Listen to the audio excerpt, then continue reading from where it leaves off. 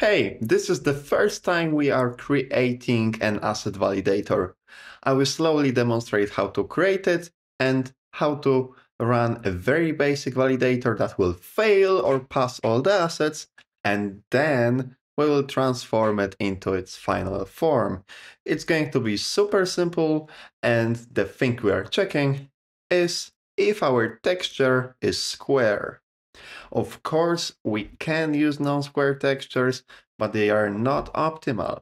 So we could either fail them if we decide that our project shouldn't use them at all, or we can simply show a warning to the user.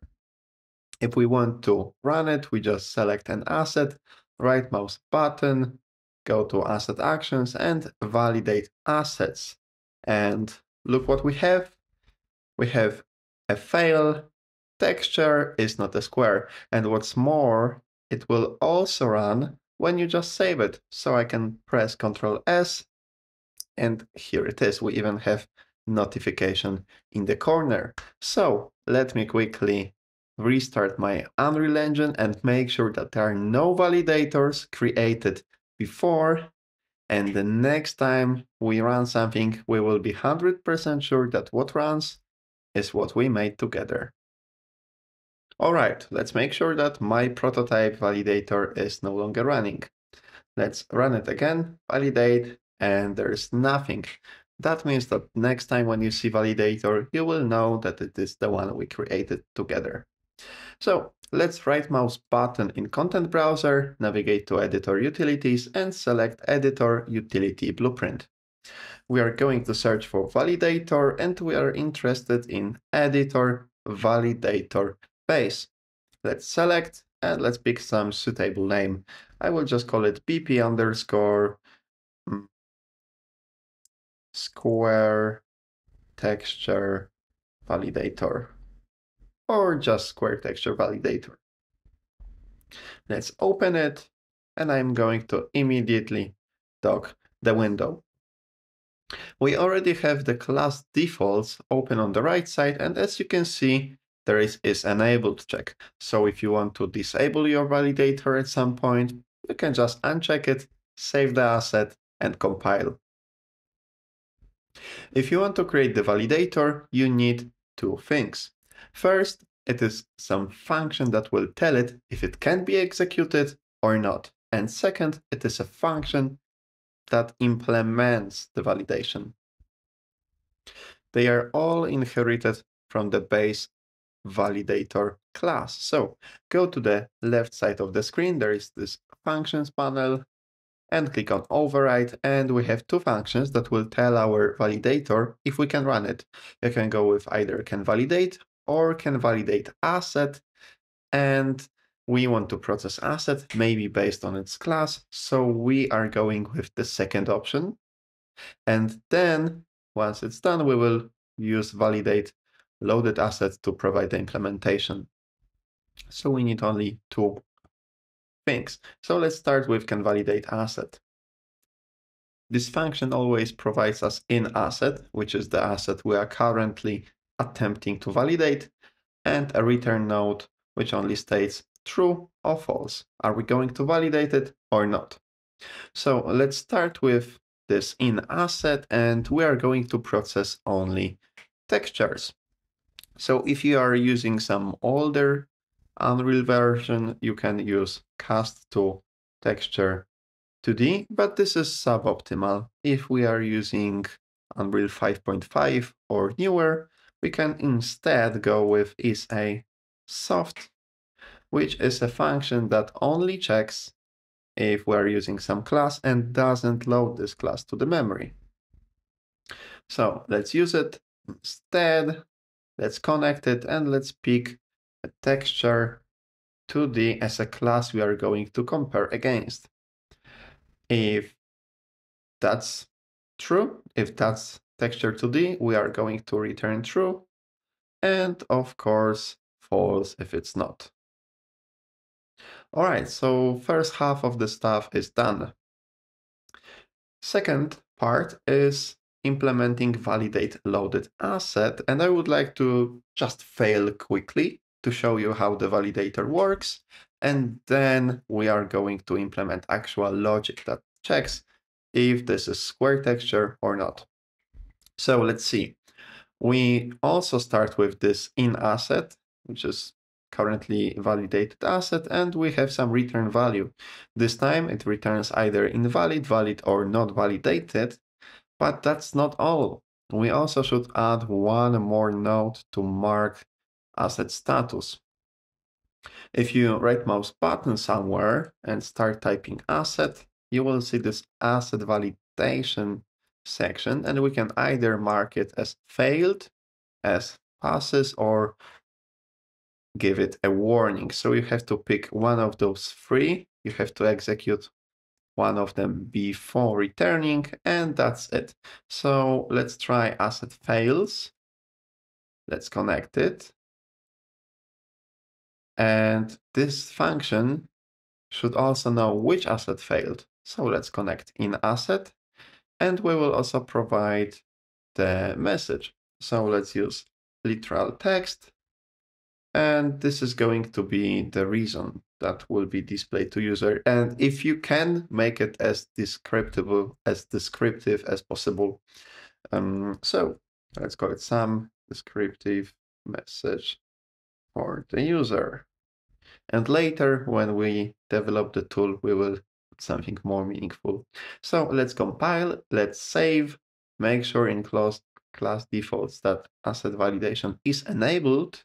And now we can just go back to content browser, select our texture, right mouse button, go to asset actions and validate assets. And here we have the fail.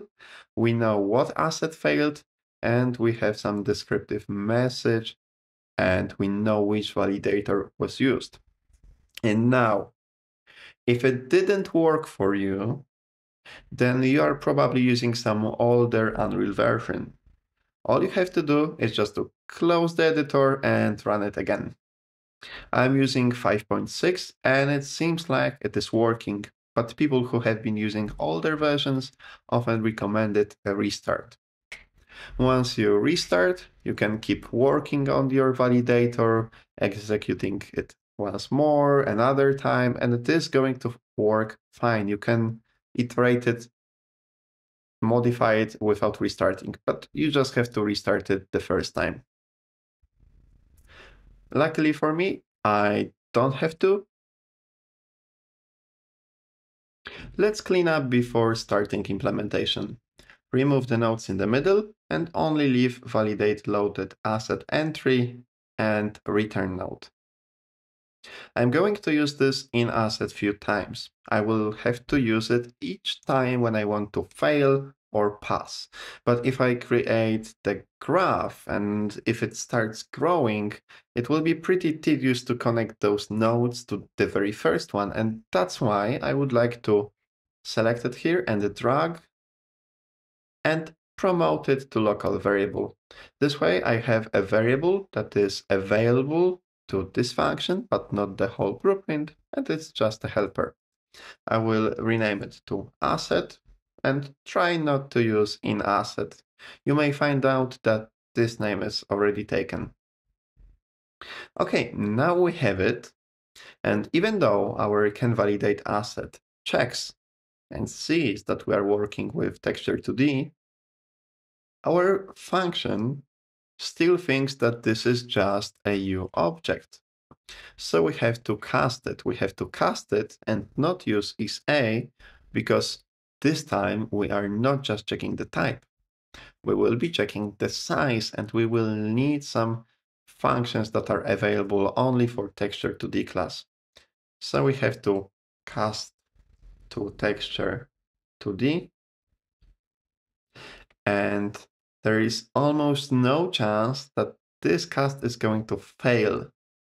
The only case when it would fail was if this asset was not a texture, and that would mean that you were iterating on can validate asset and made some mistake.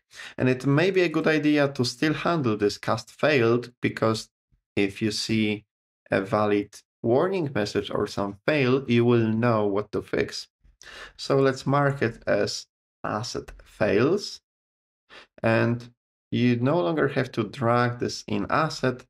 Instead, we can just use our local variable, and that makes the graph way cleaner. Let's add some message. Let's use literal text. And this is something that a regular user will not be fixing. So just tell them, please contact dev team. And let's say for some reason, or maybe could not cast validated asset to texture 2D. We don't have to tell them that we don't know the reason. All right. But now we have this texture 2D and we can get size. So let's get size X. And you probably already guessed that we can get size Y as well. And we will know if it's square if they are equal. So let's reorganize the nodes so we have some more space.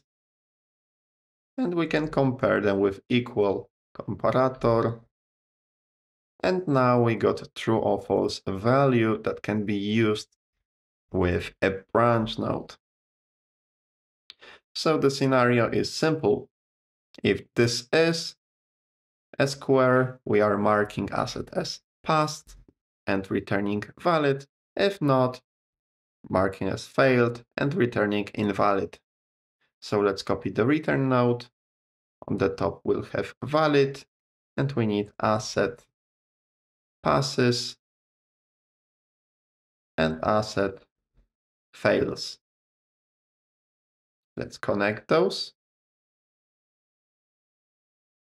And of course, we need to provide the in asset. So let's get it, put it here. You could connect this one, but we may be moving those nodes, so add another one. And this is basically it. But the last thing we need to do is to add some nice message. And if I were the user, and I have seen a bunch of errors about textures with a wrong size, the thing I would like to know is not just the path to the asset, but also the size. And if I was generating some report, maybe on the build system, that would be a must for me. So let's prepare a user message that will have this information. So for sure, we will want to concatenate some data. So let's use string append. There is this string append, and we can add more pins to it.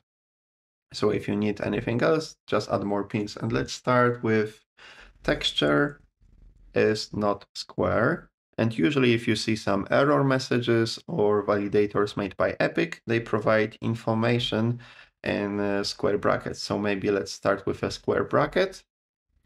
And then let's take X value. Let's add X. Then Y value. And let's close the bracket. Let's move those nodes. And of course, make space for everything. And I will show you how the final blueprint graph looks like.